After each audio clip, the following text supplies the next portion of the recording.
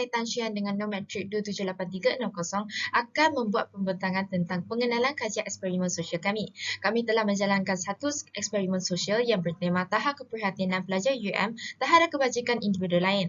Tujuannya adalah untuk mengkaji faktor yang mempengaruhi tahap keprihatinan dan kesudian pelajar UM terhadap kebajikan individu lain di samping menilai reaksi dan tingkah laku pelajar apabila berhadapan dengan situasi berkenaan. Kajian ini telah dijalankan pada 29 Disember 2023 pada pukul 3 petang di Varsity Mall UM. Untuk kajian ini, kami mempunyai dua objektif. Yang pertama, untuk menilai reaksi dan tingkah laku pelajar apabila berhadapan dengan situasi berkenaan, di mana kami ingin melihat reaksi dan tingkah laku yang terhasil oleh mereka apabila berhadapan dengan situasi yang direka, sama ada mereka membantu atau tidak. Yang kedua, untuk mengkaji apakah faktor yang mempengaruhi tahap keprihatinan dan kesudian pelajar UM terhadap kebajikan individu lain seperti berikut, iaitu faktor keupayaan, faktor jantina dan faktor persekitaran. Assalamualaikum warahmatullahi wabarakatuh dan salam sejahtera. Nama saya Nazulaika binti Rosli dengan nama metrik 287601.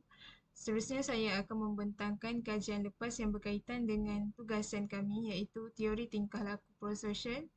Kajian pertama adalah kajian yang bertajuk Keprihatinan Komuniti Terhadap Orang Kurang Upaya di Masjid. Kajian ini telah dilakukan oleh Nur Saadah, Hasliza dan Siti Zaliha daripada Universiti Islam Selangor. Objektif kajian ini adalah untuk menilai persepsi masyarakat dan golongan OKU terhadap kemudahan di masjid. Metodologi kajian ini menggunakan persempelan sebanyak 328 orang responden bagi mendapatkan dapatan kajian ini. Dan melalui kajian ini, dapatan menyatakan bahawa persepsi sederhana tinggi dengan skor purata 3.39 terhadap kemudahan OKU di masjid. Seterusnya, kajian lepas yang kedua merupakan kajian yang bertajuk hubungan antara empati dan tingkah laku prososial dalam kalangan pelajar kejuruteraan universiti. Kajian ini dilakukan oleh Nur Fatin, Mastura dan Muhammad Saiful daripada Universiti Teknologi Malaysia. Objektif kajian ini adalah untuk mengenal pasti hubungan antara empati dan tingkah laku prososial. Metodologi kajian dijalankan dengan menggunakan Indeks Kereaktifan Interpersonal IRI dan Ukuran Kecenderungan Prososial PTM. Dapatan kajian menunjukkan bahawa tahap empati dan tingkah laku prososial dalam kalangan responden adalah sederhana dan tahap empati dan tingkah laku prososial mempunyai hubungan positif. Kajian ketiga yang bertajuk Tahap Kejujuran dan Kebaikan Mahasiswa di Universiti Putra Malaysia telah diperolehi oleh kajian daripada pelajar Universiti Putra Malaysia. Objektif mereka adalah untuk mengkaji kewujudan nilai-nilai murni seperti sifat kejujuran atau sebaliknya dan serta membuktikan kewujudan sifat kemanusiaan dalam setiap diri mahasiswa di Universiti Putra Malaysia. Metodologi dalam kajian ini telah melibatkan insiden seperti keciciran wang dan kecuaian, namun jumlah responden adalah tidak diketahui. Dapatan kajian ini menunjukkan hanya 50% golongan responden yang menunjukkan sifat keprihatinan. Sekarang saya akan teruskan pembentangan dengan bahagian teori yang bersesuaian untuk dikaitkan dengan tajuk yang dipilih. Okey, untuk eksperimen ini, kumpulan kami memilih teori interaksi simbolik yang dipelopori oleh George Herbert Head pada tahun 1863 yang menekankan kepada makna subjektif yang dilampirkan oleh individu pada simbol, gerak isyarat dan interaksi sosial. Untuk aplikasikan teori ini pada eksperimen ini, beberapa komponen yang berkaitan dapat dipecahkan seperti makna simbolik yang merujuk kepada simbol yang digambarkan dalam bentuk perbuatan dan tindakan yang terhasil oleh pelajar yang memperlihatkan tahap keprihatinan mereka terhadap kebajikan orang lain. Contoh, responden atau pelajar terus bertindak dengan memberi pertolongan sebaik saja menyedari pengkaji terjatuh dalam situasi yang direka. Jadi tindakan ini boleh dikatakan memberi makna sebagai simbol empati terhadap orang yang kurang upaya. Yang kedua, role taking yang menekankan kepada peranan individu dalam situasi sosial. Dalam kajian ini, pekaji akan memainkan peranan untuk mencari bantuan dengan melakukan sesuatu, misalnya contoh mencicikan barang atau dompet kepada khalayak, dan juga responden yang terdiri daripada pelajar UM yang menyedari tindakan pekaji tersebut akan memainkan peranan untuk bertindak balas sama ada memberi pertolongan atau tidak yang menyumbang kepada tahap keprihatinan mereka dan kesudian mereka terhadap kebajikan individu lain. Dan akhir sekali, simbol penting yang merujuk kepada makna yang dikongsi bersama oleh masyarakat, contohnya tingkah laku yang berunsurkan kebaikan, kerjasama dan memberi pertolongan yang terhasil oleh pelajar semasa menjalankan eksperimen ini yang berupaya mempengaruhi persepsi kolektif keprihatinan pelajar terhadap kebajikan orang lain. Kajian ini melibatkan uji kaji atau eksperimen, pemerhatian dan juga temu bual. Okey, yang pertama, eksperimen dilakukan untuk mengetahui apakah faktor yang mempengaruhi tahap keprihatinan mereka terhadap kebajikan pelajar lain. Jadi kami membangunkan 3 set pemboleh ubah yang terdiri daripada faktor jantina, persekitaran dan keupayaan untuk menguji sama ada ia mempunyai berkaitan positif atau tidak terhadap tingkah laku prososial dalam kalangan pelajar UM. Dan dari segi pemerhatian, kami membangunkan 3 jenis situasi yang melibatkan campur tangan pekaji untuk melihat reaksi dan tingkah laku yang terhasil daripada mereka apabila berhadapan dengan situasi berkenaan, sama ada mereka sudi untuk membantu atau tidak. Dan akhir sekali, temu bual akan dijalankan setelah eksperimen selesai, di mana kami ingin mengetahui apa faktor yang mendorong mereka untuk membantu kami dalam situasi yang direka.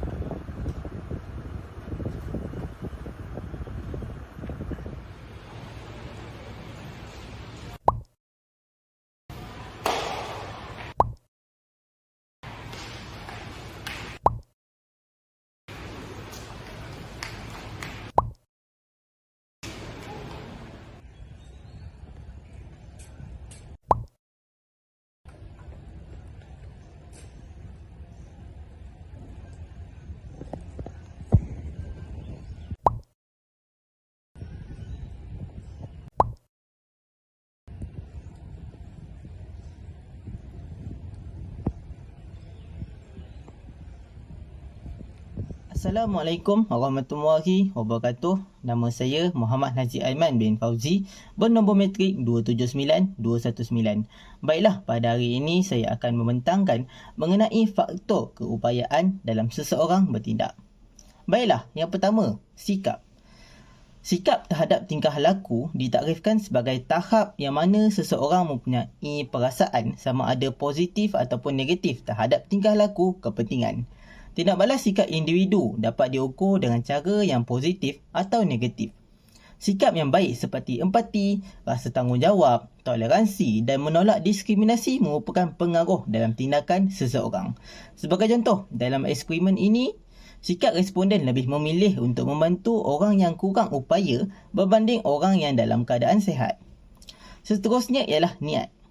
Niat adalah satu bentuk motivasi yang mendorong seseorang untuk bertingkah laku.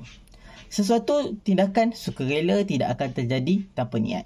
Seseorang yang mempunyai hasrat, motivasi dan nilai kemanusiaan yang tinggi akan lebih mudah dalam membantu orang. Berdasarkan eksperimen yang telah dilakukan, semua responden mempunyai niat tersendiri dalam melakukan tindakan. Namun, ia bergantung kepada niat mereka sama ada berupaya untuk menolong ataupun tidak. Seperti yang boleh dilihat pada situasi pertama, responden pertama mempunyai niat dalam membantu apabila melihat ketidakupayaan orang dalam membantu diri mereka. Namun, bagi responden kedua mungkin mempunyai niat tetapi melihat kepada upaya orang yang ingin ditolong adalah dalam keadaan baik, jadi mereka hanya melihat sahaja. Baiklah, sekian saja daripada saya. Terima kasih. Terdapat beberapa faktor berkaitan jantina yang boleh mempengaruhi keinginan dan juga tahap penjagaan pelajar terhadap kebajikan orang lain. Terutamanya apabila seorang lelaki mendekati seorang wanita untuk mendapatkan bantuan kewangan dan juga sebaliknya.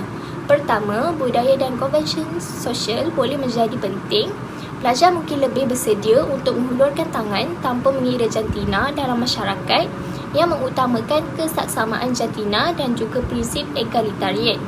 Tambahan pula, sikap tentang kekuatan dan juga kekurangan jantina tertentu boleh mempengaruhi perbuatan baik. Adakah pelajar melihat meminta bantuan daripada seorang lelaki sebagai tanda pergantungan atau sebagai pelanggaran piawaian jantina apabila tindakan sedemikian berlaku? Kecenderungan pelajar untuk membantu mungkin dipengaruhi oleh ciri-ciri ini. Dengan kecenderungan mereka untuk membantu atau menolak bergantung pada cara mereka melihat kesaling bergantungan jantina tersebut. Kesediaan pelajar juga mungkin dipengaruhi oleh peranan yang dimainkan oleh norma jantina dan juga sistem kuasa. Pelajar mungkin lebih cenderung untuk membantu ahli jantina lain yang dilihat lebih lemah atau memerlukan sokongan jika terdapat perbezaan kuasa yang besar antara lelaki dan juga wanita dalam masyarakat atau dalam institusi pendidikan. Menurut Gruder dan Luke, 1971 menyatakan bahawa wujud pandangan di kalangan sesetengah individu yang menganggap wanita kurang berupaya dan lebih bergantung kepada orang lain. Walau bagaimanapun, dapatan kajian menunjukkan perbezaan dengan pandangan tersebut kerana bukan hanya perempuan yang mungkin kurang berupaya atau bergantung kepada orang lain. Dalam beberapa kes, lelaki juga boleh bergantung kepada orang lain seperti yang ditemui dalam satu kajian di mana seorang lelaki meminta bantuan daripada seorang wanita. Oleh itu, penting untuk menyedari bahawa kebergantungan atau kekurangan keupayaan tidak dapat diukur secara mutlak berdasarkan jantina. Dalam membantu individu yang menghadapi kesusahan, kita sepatutnya membantu tanpa memandang jantina, mengambil kira keperluan dan juga keadaan individu tersebut. Persekitaran memainkan peranan yang penting dalam sebuah situasi yang berlaku. Terdapat dua jenis persekitaran yang boleh dikaitkan dengan eksperimen yang telah dijalankan, iaitu persekitaran terbuka yang mempunyai ramai orang dan persekitaran yang tertutup yang mempunyai bilangan individu yang sedikit. Persekitaran yang terbuka dan juga dalam keadaan yang bising meningkatkan sikap tidak ambil peduli masyarakat untuk membantu individu yang dalam kesusahan. Mereka akan meneruskan perjalanan atau mahu cepat keluar dari kawasan tersebut. Kawasan yang terbuka dan lebih ramai orang akan membuatkan individu berasa malu untuk menolong kerana ramai orang sedang memerhatikan mereka. Persekitaran tertutup juga mempengaruhi perilaku sosial seseorang individu. Hal ini dikatakan demikian kerana di tempat yang tertutup atau mempunyai kurang individu, seorang itu akan lebih menjadi diri sendiri. Persekitaran tertutup yang kita dapat lihat adalah seperti di rumah atau di bilik asrama. Apabila pelajar berada di kawasan tertutup, mereka akan lebih terdorong untuk membantu individu yang berada dalam kesusahan. Individu yang berada di kawasan tertutup akan lebih tenang dan tidak bergegas ke tempat lain. Kemungkinan untuk mereka menolong adalah tinggi dan mereka akan lebih prihatin dan peka tentang apa yang berlaku di persekitaran mereka. Kesimpulannya, responden lebih terdorong untuk memberi pertolongan kepada individu yang kurang upaya berbanding individu yang sihat tubuh badannya. Manakala faktor jantina tidak semestinya mempengaruhi tahap keprihatinan dalam kalangan pelajar UUM, tetapi bantuan layak diberi kepada golongan yang mengalami kesusahan. Akhirnya, tingkah laku prososial lebih mudah berlaku di tempat yang terbuka berbanding tempat yang lebih kecil dan tertutup. Sekian sahaja daripada kumpulan kami.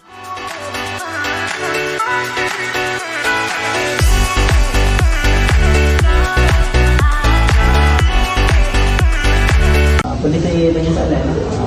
Tadi kenapa awak boleh nak bantu saya bagi duit untuk beli roti dan kaya tadi? Sebab yang nak beli dia punya barang tu untuk makan. Bagi saya sebab saya pun dah pernah duduk kat tempat awak tadi kan. Saya dulu pernah minta duit dengan orang sebab bukan saya tak sedekah, sebab saya pun terlupa bawa duit tapi orang tu tak pasti sebenarnya. Sebab saya pun takut dia datang, so lepas tu barang tu pun tak mahal sangat. Boleh je. Yang boleh tolong saya, boleh tolong lah.